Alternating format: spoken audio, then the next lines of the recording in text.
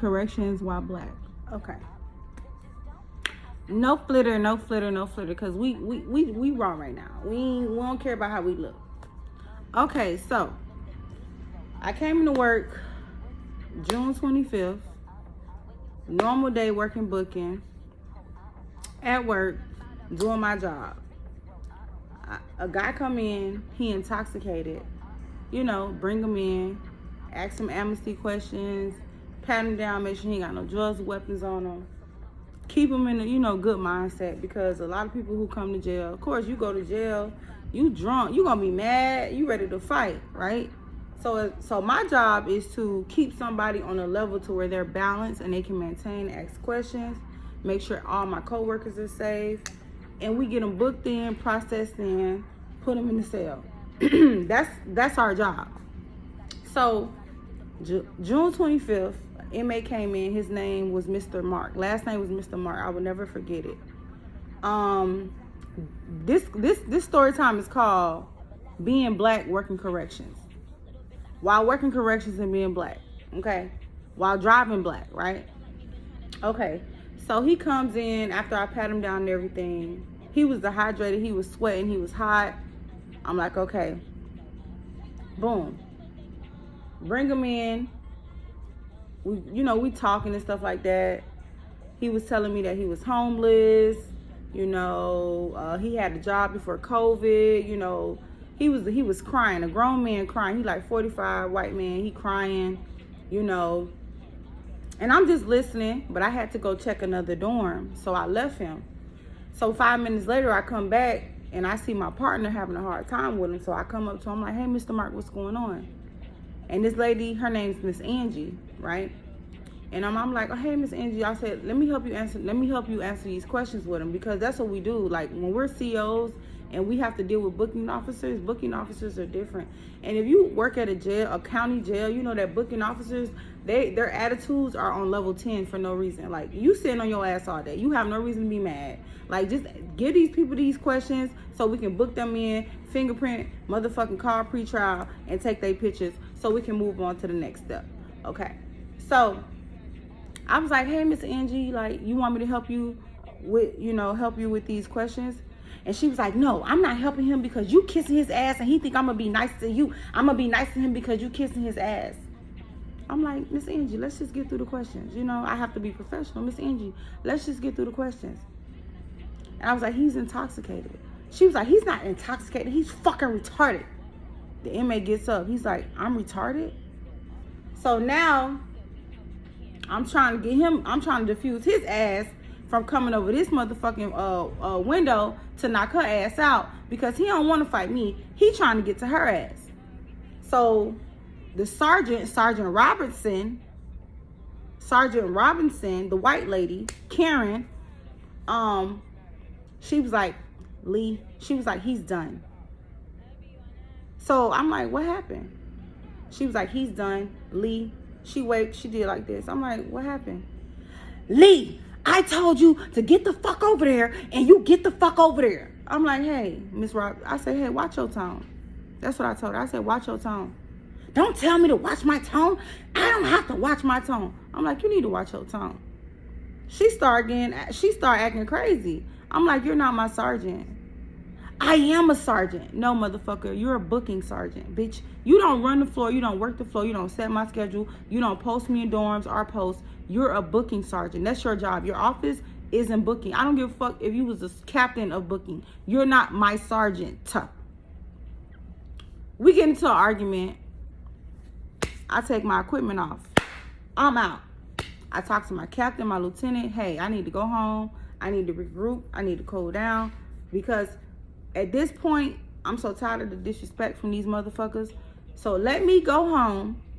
I'll do this shit tomorrow. That happened on Thursday. I come back to work on Friday. My Sergeant Poor, he's like, Lee, you're off the schedule. You got to come back on Tuesday because you're under investigation. No, he said you got to come back on Tuesday. You're off the schedule. You got to come back on Tuesday. I'm like, damn. I just walked out, but y'all knew I was leaving, so why do I got to come back on Tuesday? Okay. Nobody says nothing. So I come back on Tuesday. I speak to Major Dietz. His name is Major Dietz. So I speak to Major Dietz, and he was like, yeah, you are under investigation. You're suspended with pay because it was some threats that was made. Mind you, I'm a correction officer.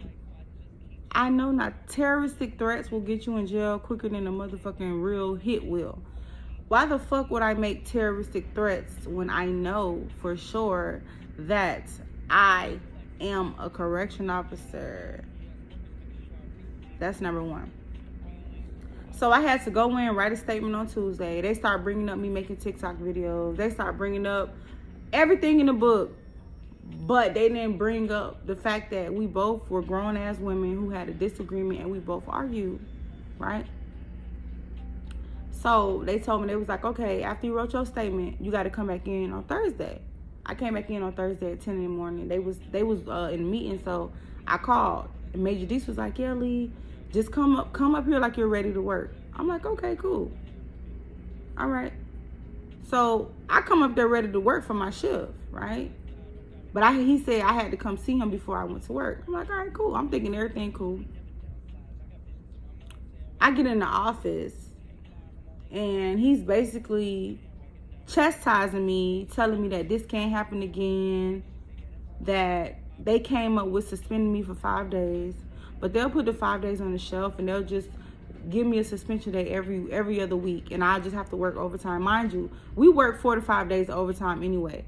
So he told me I would have to, he'll just suspend me every other week. I'll get a suspension day, and I'll have to work overtime that we already fucking work. So on top of you trying to, y'all already just doing y'all just extra working me, but now you telling me you're gonna give me a suspension day for me to work extra from what I already do for an argument. So I said, okay. So I said, what kind of consequences did she get? She got no consequences. I'm like, why? We both were grown. We both argued. We both had a disagreement. Like, why am I the only one getting in trouble for it? Okay. So moving forward, they told me that I couldn't get into it. I couldn't let this happen again.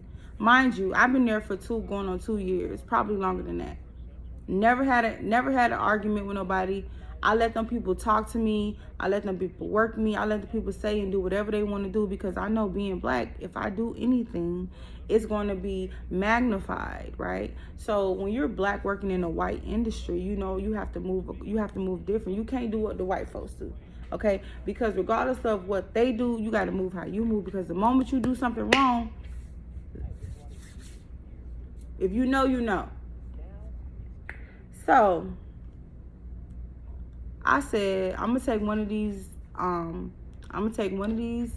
suspension days today, because I came to work and y'all basically chastised me, beat me down. I don't even want to work. I can't do it today. At this point, I can't do it. So I went home, right? After they beat me down, basically made me feel like crap. Basically let me know that I am black and I cannot do what I want to do or speak up for myself. I have to stay in a black person's place and allow them to mistreat me and talk to me any kind of way, right? So I left. Part 2.